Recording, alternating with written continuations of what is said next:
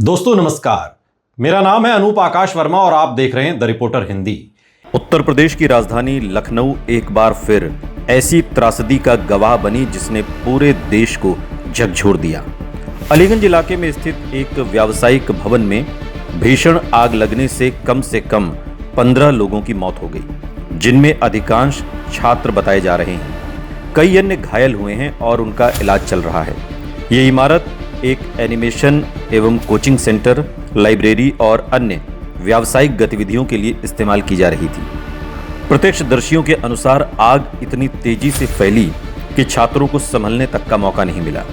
कई छात्र जान बचाने के लिए पहली मंजिल से कूद गए, जबकि कुछ धुएं और आग में फंस गए। बचाव दल को पीछे की दीवार तोड़कर लोगों को बाहर निकालना पड़ा। ये दृश्य किसी फिल्मी हादसे जैसा नहीं, बल्कि प्रशासनिक लापरवाही और सुरक्षा नियमों की विफलता की भयावह तस्वीर था। सबसे बड़ा सवाल यह है कि क्या यह हादसा टाला जा सकता था? भारत में पिछले कुछ वर्षों में स्कूलों, अस्पतालों, कोचिंग सेंटरों, होटल और व्यावसायिक इमारतों में आग लगने की कई बड़ी घटनाएं हो चुकी हैं। दिल्ली में हाल के वर्षों में कोचिंग सेंटर और होटल अग्निकांडों ने भी यही सवाल उठाया था कि आखिर फायर सेफ्टी नियम केवल कागजों तक ही क्यों सीमित रहते हैं। लखनऊ की घटना ने फिर साबित कर दिया कि जब तक कोई बड़ी दुर्घटना नहीं होती, तब तक प्रशासन, स्थानीय निकाय और भवन संचालक सुरक्षा मानकों को गंभीरता से नहीं लेते। घटना के बाद मुख्यमंत्री योगी आदित्यनाथ ने तत्काल संज्ञान लिया। उन्होंने राहत और बचाव कार्यों की निगरानी करने के निर्देश दिए, घटनास्थल का दौरा किया और मृतकों के परिजनों के प्रति संवेदना व्यक्त की।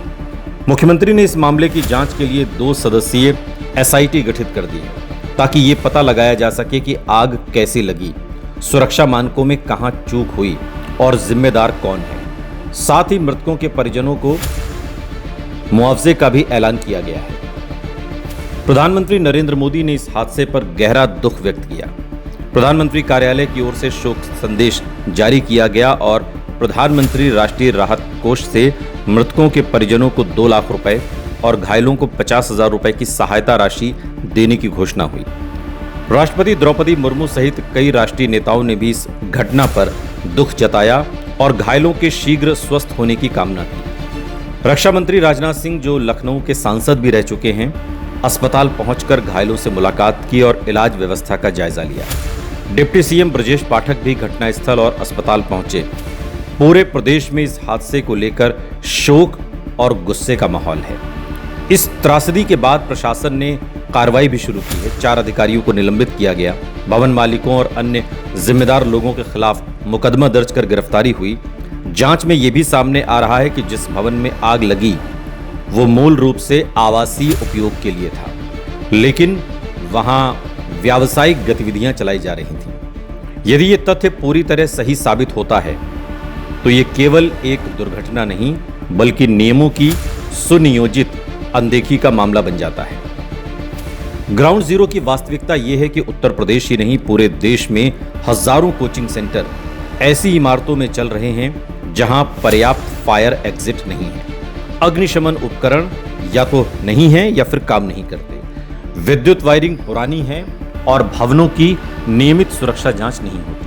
शिक्षा एक बड़ा व्यवसाय बन चुकी है। छात्र और अभिभावक फीस लेने और देने में व्यस्त हैं। संचालक अधिक से अधिक छात्रों को बैठाने में और प्रशासन अक्सर कागजी निरीक्षण तक सीमित होता है। जब तक कोई हादसा नहीं होता तब तक सब कुछ सामान्य चलता है। दिल्ली के अग्निकांड हो, सूरत का कोचिंग सेंटर हादसा हो या अब लखनऊ की त्रासदी, हर बार एक ऐसी कहानी सामने आती है कि हादसे के बाद जांच समिति बनती है और मुआवजा घोषित होता है।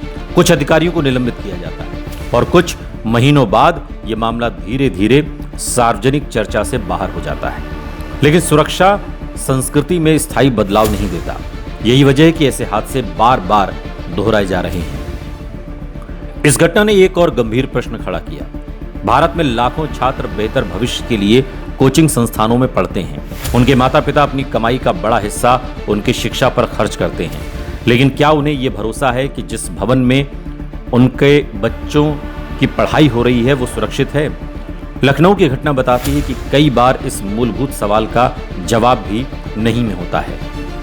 विशेषज्ञों का मानना है कि केवल दोषियों की गिरफ्तारी काफी नहीं, आवश्यकता इस बात की है कि राज्य सरकारें सभी कोचिंग सेंटरों, स्कूलों और निजी शैक्षणिक संस्थानों का व्यापक सुरक्षा ऑडिट कराएं। जिन संस्थानों के पास वैध फायर एनओसी नहीं है, उन्हें तत्काल बंद किया जाए। नियमित मॉक ड्रिल, आपातकालीन निकासी योजना और सुरक्षा मानकों का पालन अनिवार्य बनाया जाए। जब तक ऐसा नहीं होगा, तब तक नया हादसा केवल अगली त्रासदी का इंतजार भर होगा। लखनऊ का यह अग्निकांड केवल 15 परिवारों की व्यक्तिगत त्रासदी नहीं है, ये पूरे सिस्टम के लिए एक चेतावनी है। उन माता पिता के सपने भी इस आग में जल गए जिन्होंने अपने बच्चों को बेहतर भविष्य के लिए वहां भेजा था। हर बार की तरह इस बार भी सवाल वही है, क्या इस हादसे से कोई सबक लिया जाएगा या कुछ समय के बाद ये घटना भी फाइलों और जांच रिपोर्टों तक सीमित होकर रह जाएगी। यदि इस बार भी व्यवस्था नहीं बदली तो भविष्य में होने वाली ऐसी किसी भी त्रासदी को केवल दुर्घटना नहीं बल्कि सामूहिक विफलता माना जाएगा।